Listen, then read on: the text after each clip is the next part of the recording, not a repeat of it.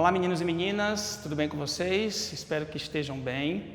Eu sou Rodrigo Mota, professor de matemática da Escola de Tempo Integral Vinícius de Moraes e estou responsável pelo conteúdo de matemática dos 7º anos. Hoje nós vamos dar continuidade ao que foi trabalhado nas aulas anteriores. Nós falávamos sobre números inteiros, nós vimos algumas propriedades dos números inteiros, trabalhamos algumas operações. Hoje nós vamos fazer uma pequena revisão sobre o que já foi trabalhado e vamos nos aprofundar um pouco mais resolvendo alguns problemas sobre números inteiros, ok? Vem comigo. Muito bem, das aulas anteriores nós vimos que é possível associar os números inteiros a pontos numa reta numérica, como nós temos aqui. Nós vimos, das aulas anteriores, vocês devem se lembrar, que os números que têm sinal positivo estão à direita do zero e os números acompanhados de sinal negativo estão à esquerda do zero. É interessante porque, às vezes, as crianças perguntam, mas e qual é o sinal do zero? Não faz sentido a gente falar em sinal para o zero porque, vamos pensar bem, vem aqui comigo, vamos falar aqui só nós dois. O que significa esse sinal positivo? Nessa reta numérica, ele está aqui única e exclusivamente para indicar que o ponto está à direita do zero. Eu tenho aqui o ponto D, né? A abscissa do ponto D é 1 positivo, certo? Como é que eu sei se o ponto D vai estar à esquerda ou à direita do zero? É pelo sinal. Esse sinalzinho é que vai indicar onde ele vai se localizar, certo? Vamos ver um outro exemplo. Eu tenho aqui o ponto F, certo? O ponto F. A abscissa do ponto F é 3 positivo. Eu sei que o 3 estará do lado direito do zero na reta numérica por conta desse sinal, ok? Isso nós vimos nas aulas anteriores. Outra coisa que nós vimos nas aulas anteriores foi como associar as operações de adição, subtração, multiplicação à reta numérica. Veja esse exemplo aqui. Eu tenho 2 positivo mais 3 negativo. Como é que a gente representa isso na reta numérica? Nós vimos nas aulas anteriores que a gente precisa fazer o seguinte. Aqui seria um deslocamento de 2 unidades da origem para a direita, um deslocamento de 2 unidades da origem para a direita. Eu tenho aqui a origem das posições, que é o zero, e eu vou fazer um deslocamento de 2 unidades para cá. Agora, da posição em que eu me encontro, que é aqui na abscissa 2, eu vou fazer um deslocamento de 3 unidades. Só que esse deslocamento vai ser feito da direita para a esquerda, por conta desse sinal negativo. Aqui, o sinal negativo indica que o deslocamento tem que ser feito da direita para a esquerda. Então, eu vou fazer um deslocamento de 3 unidades, só que da direita para a esquerda. E no final das contas, nós paramos na abscissa menos 1. Ok? Então, observe o seguinte. 2 positivo mais 3 negativos, a gente pode limpar um pouco essa expressão, porque ela está muito cheia de símbolos, ficaria dessa forma. 2 menos 3. Isso é igual a 1 negativo. Agora, nós vimos aqui por que isso acontece. Esse 2 positivo, a gente interpreta como um deslocamento da origem até a abscissa 2, e depois o 3 negativo seria um deslocamento da posição em que a gente se encontra, que no caso aqui na abscissa 2, um deslocamento de 3 unidades no sentido contrário, né? 3 unidades da direita para a esquerda. E aí, onde é que nós vamos parar? Na abscissa menos 1. Agora você há de convir comigo que não é legal a gente ficar a todo momento escrevendo, fazendo esse desenho no caderno para resolver um problema, certo? Mas ele nos ajuda a entender nos passos iniciais. Vamos ver o que acontece ali naquele outro exemplo. Eu tenho aqui 3 positivo menos um negativo, certo? Agora, uma coisa muito importante. Nós vimos que esse sinal negativo aqui, nessa expressão, indica um deslocamento da direita para a esquerda. Só que esse sinal negativo que está fora dos parênteses, ele tem uma outra função, que vocês devem se lembrar, que nós falamos sobre isso nas aulas anteriores. Esse sinal negativo aqui é como se fosse um comando mandando inverter o sentido do movimento. Então, se o menos 1 era um deslocamento da direita para a esquerda, como eu tenho esse sinal negativo antes dos parênteses, é uma ordem para inverter o sentido do movimento. Então, não vai ser mais da direita para a esquerda, você vai inverter esse movimento, o sentido do movimento, o sentido do deslocamento. Então, nós temos aqui, 3 positivo, menos 1. Aqui é um deslocamento da direita para a esquerda. Aqui está mandando inverter, o que vai ficar? Um deslocamento da esquerda para a direita. É o que foi que aconteceu aqui, 3 mais 1. E aí 3 mais 1 é igual a 4. Ok? Vamos só analisar na reta numérica como é que ficaria isso. Esse sinal, esse menos 1, seria o deslocamento de uma unidade feito da origem até a abscissa menos 1. Só que como eu tenho esse sinal negativo aqui antes, a gente interpreta isso como uma ordem de inverter o sentido do movimento. Então, se o deslocamento era da origem até a abscissa menos 1, como você tem um sinal negativo aqui, você vai inverter isso. E o deslocamento passará a ser da origem até a abscissa 1 positivo. Ok? Agora, vamos analisar essa expressão. Um deslocamento de 3 unidades, da esquerda para a direita, a partir da origem, está aqui, da abscissa 0 até a abscissa 3. E depois, um outro deslocamento de 1 unidade, a partir de onde nós havíamos parado, que é na abscissa 3, certo? Um deslocamento de 1 unidade. Agora, isso é equivalente a um único deslocamento da origem até a abscissa 4. Tudo bem? Nós utilizamos esse recurso da reta numérica para dar um significado para essas operações, mas depois vocês devem se lembrar que nós deixamos a reta numérica de lado, porque a gente já havia chegado no nível que a gente conseguia entender essas operações sem o recurso da reta numérica. Vamos fazer só mais uma vez usando a reta numérica. Eu tenho aqui 2 negativo mais 2 negativo. O que significa essa parcela 2 negativo? Significa um deslocamento de 2 unidades da direita para a esquerda. Seria isso aqui. Um deslocamento de 2 unidades feito da direita para a esquerda. Ok? Agora, o que eu tenho aqui é um comando que me manda dar 2 deslocamentos de 2 unidades, da direita para a esquerda. Então, o primeiro deslocamento, eu vou parar aqui, na abscissa menos 2. Depois eu tenho que fazer um outro deslocamento de 2 unidades também, da direita para a esquerda. Então, da abscissa menos 2, eu faço um novo deslocamento de 2 unidades. Mas isso é equivalente a fazer um único deslocamento de 4 unidades da direita para a esquerda. E eu pararia na abscissa menos 4. Agora observa aqui, numericamente, Menos 2 é igual a menos 4, ou seja, 2 deslocamentos de 2 unidades feitos da direita para a esquerda é equivalente a um único deslocamento de 4 unidades feito da direita para a esquerda. Ok? Agora, nós vamos fazer o seguinte, vamos dar um passo além.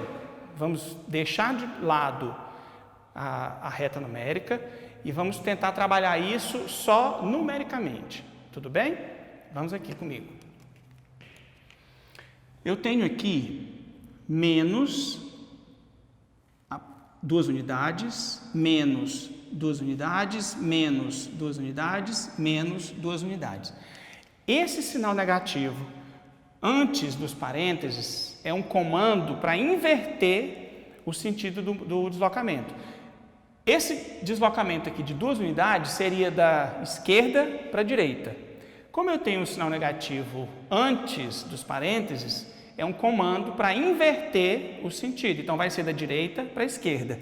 Se é da direita para a esquerda, eu uso só o sinal negativo. Então, fica menos 2, menos 2, menos 2, menos 2.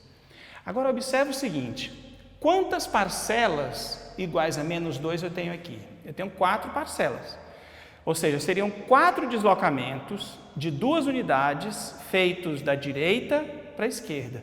Certo? 4 deslocamentos de 2 unidades feitos da direita para a esquerda.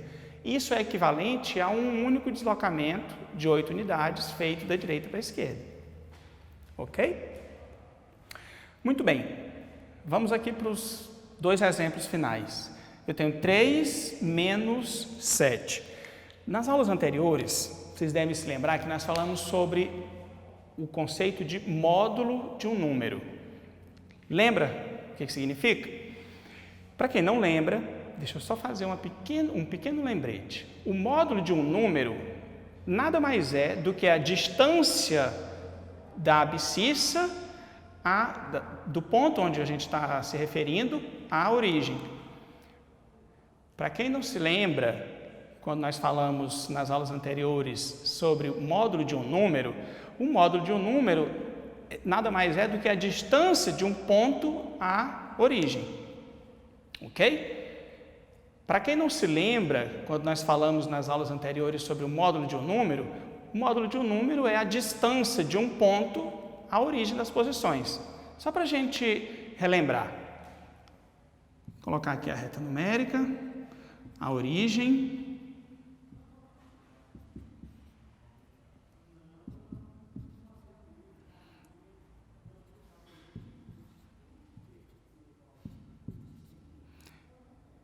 Vou chamar isso aqui de origem, e esse aqui é meu ponto A. Qual é a distância entre o ponto A e o ponto O? No caso, essa distância é o que a gente chama de módulo, ok? Então, vejam o seguinte, se eu fosse representar isso como módulo, seria assim, o módulo de mais 4. O que significa isso? Eu estou querendo dizer, qual é a distância entre a abscissa, 4 positivo, né, mais 4, e a origem, ok? Agora, essa distância é equivalente a 4 unidades. Perceba que eu dividi a minha reta numérica nesse caso com intervalos de 2 unidades, tá? Ok? Bom, agora nós vamos para os 2 exemplos finais. Eu tenho aqui 3 menos 7, e eu estou dizendo que isso é igual a menos 4. Agora, eu não quero mais utilizar a reta numérica, mas a gente ainda vai precisar usar a reta numérica mais uma vez, só para relembrar o conceito de módulo de um número. Deixa eu fazer o desenho aqui rapidamente. Tenho aqui a reta.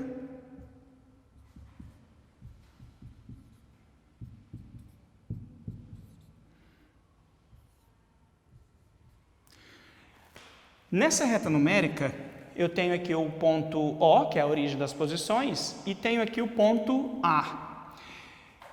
Se eu quisesse saber qual a distância entre o ponto A e a origem das posições, matematicamente, como é que eu falaria? Basta você utilizar esse símbolo, essas 2 barras verticais. O que significa isso aqui? A gente lê isso como o módulo de mais 2, o módulo de 2 positivo. O que é o módulo de 2 positivo? Traduzindo para uma linguagem popular, seria a distância entre a abscissa 2 e a origem. Só isso. Certo? Isso é o módulo de um número. Então, qual é o módulo de mais 2? 2 unidades, porque são 2 unidades de distância do ponto A até a origem. Agora, nós vamos utilizar esse conceito para resolver esse problema aqui. Como é que nós vamos fazer? Eu tenho aqui, ó, 3 menos 7. Isso é igual a menos 4. Por quê? Vamos entender. Nós vamos pensar o seguinte. Quem tem o maior módulo? 3 positivo ou 7 negativo? Ou seja, quem é que está mais distante da origem? O 3 positivo ou o 7 negativo? A gente sabe, dos exemplos que nós já trabalhamos, né, sobre a reta numérica, que quem está mais distante da origem é o 7 negativo. Então, o que você vai fazer? Você vai fazer a subtração normalmente, 7 menos 3, que é igual a 4, e aí vai colocar o sinal daquela parcela que tiver o maior módulo. Quem tem o maior módulo é o 7 negativo, né? É ele que está mais distante da origem. Então, você vai fazer a subtração normalmente, 7 menos 3, que dá 4. E aí, qual é o sinal que você vai utilizar? Positivo ou negativo? Você vai usar o sinal negativo porque o módulo de menos 7 é maior. Então, fica menos 4. Um outro exemplo, menos 3 mais 7 igual a 4. Nós vamos fazer o seguinte, a mesma pergunta, quem tem o maior módulo? Menos 3 ou mais 7? Ou seja, quem está mais distante da origem? A abscissa menos 3 ou a abscissa mais 7? É a abscissa mais 7. Então, você vai fazer a subtração normalmente, 7 menos 3 são 4, e vai colocar o sinal da parcela que tiver o maior módulo. Como o maior módulo é mais 7, você vai colocar o sinal positivo. Ok? Muito bem. Nós já fizemos uma pequena revisão sobre algumas propriedades dos números inteiros. Agora vamos colocar a mão na massa. Vamos trabalhar um pouquinho. Vou propor um desafio para vocês. Vocês vão gostar. Vem comigo. O problema que eu vou deixar para vocês é o seguinte. Nós temos uma sequência, né? Nós temos um conjunto de números que estão dispostos aí segundo uma determinada regra. E o problema diz o seguinte, cada termo, a partir do segundo, é igual à soma de seus dois vizinhos. O que significa isso? Por exemplo, a partir do segundo termo, que é esse aqui, cada termo vai ser a soma dos dois vizinhos. Certo? Então, eu tenho aqui, ó, 6. Quais são os vizinhos? 2 e 4, né? Você pega 2 mais 4 é igual a 6. Então, o terceiro termo é 4. Você precisa pegar o 6 e um outro número que somado dê 4. Então, olha aqui, ó, 6 é igual a 2 mais 4. Esse terceiro termo, que é 4, é igual a 6 mais menos 2. O quinto termo, né, que é menos 6. Menos 6 vai ser menos 2 mais menos 4 e assim sucessivamente. Você vai construindo a sequência. É uma sequência infinita, né? Nós temos aqui reticências indicando que ela é infinita. Só que aí nós temos o seguinte, eu vou pedir para vocês 3 coisas. A primeira é que vocês escrevam os próximos 7 termos dessa sequência. Eu quero ver se vocês entenderam qual é a lógica de construção dessa sequência, ok? É importante a gente, para resolver um problema, entender o que está sendo pedido. Então, a primeira coisa, o mais fácil, o básico, escreva os próximos 7 termos dessa sequência, tudo bem? É interessante, quando a gente trabalha com sequências, você tentar fazer alguns termos, além daqueles que já foram dados pelo enunciado, para você tentar identificar alguma propriedade, ok? Então, esse é o item A. Você vai fazer os próximos 7 termos dessa sequência. No item B, eu peço que vocês calculem a soma dos 1000 primeiros termos. Aí você deve estar pensando, pô, mas esse professor é doido. 1000 termos para que eu faça essa soma? Por que eu pedi 1000 termos? Por que eu não pedi 10 termos? Por que eu não pedi 20 termos? Olha, eu pedi 1000 termos porque eu não quero que vocês façam essa soma de 1000 termos. Olha como é contraditório, né? Eu estou dizendo, calcule a soma de 1000 termos, mas eu não quero que vocês façam essa soma. Ah, professor, agora eu não entendi. Agora embaralhou tudo na minha cabeça. O que eu estou querendo dizer? Eu coloquei um valor grande aqui, porque eu quero que vocês pensem em uma maneira de achar essa solução sem ter que fazer esse trabalho de adicionar cada um dos 1000 termos. Então, você vai pensar uma maneira, porque isso aqui é matemática, isso aqui é fazer matemática. Você gastar mais tempo pensando do que no trabalho duro, nesse trabalho de pegar o papel e fazer a soma termo por termo. Então, assim, vamos usar a cabeça, vamos deixar que a cabeça trabalhe por nós, né? Então, é isso. Mais uma dica que eu dou para vocês, eu quero a soma dos 1000 primeiros termos. Então, quando a gente está de frente para um problema que ele é muito grande, uma dica que a gente dá, que os professores de matemática dão, é o seguinte: ao invés de se lançar para resolver esse problema grande, faz o fácil. Pega um problema menor, que seja parecido com esse, e resolve esse problema pequeno. Depois resolve o outro que seja um pouquinho maior, para que você consiga entender a lógica, tem uma regularidade por trás desses problemas. Então, eu estou pedindo para você calcular a soma dos 1000 termos. 1000 termos é muita coisa. Então, é claro que se está na pandemia, talvez não tenha nada para fazer, né?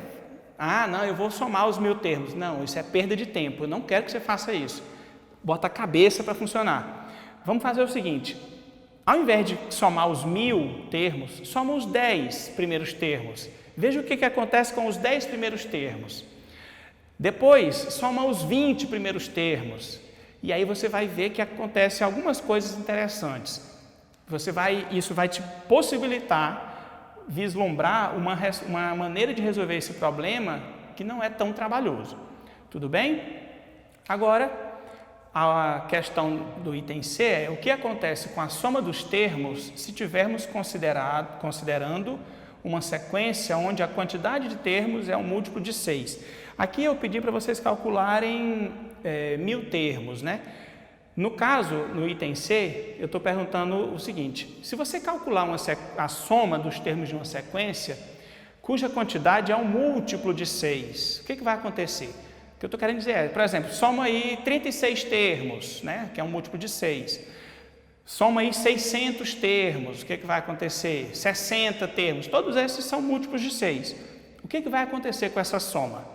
Então, eu já estou dando uma dica para vocês que tem alguma coisa interessante que acontece quando você faz a soma de termos, de uma quantidade de termos que é um múltiplo de 6. Presta atenção nisso. Agora, o que você vai fazer? Você vai gravar um vídeo de até 1 minuto no seu celular e vai mandar para esse número que está aparecendo aqui, certo? Para a gente divulgar nas redes sociais a sua resposta, ok? Faça aí o melhor que você puder, tá bom? Fica bem.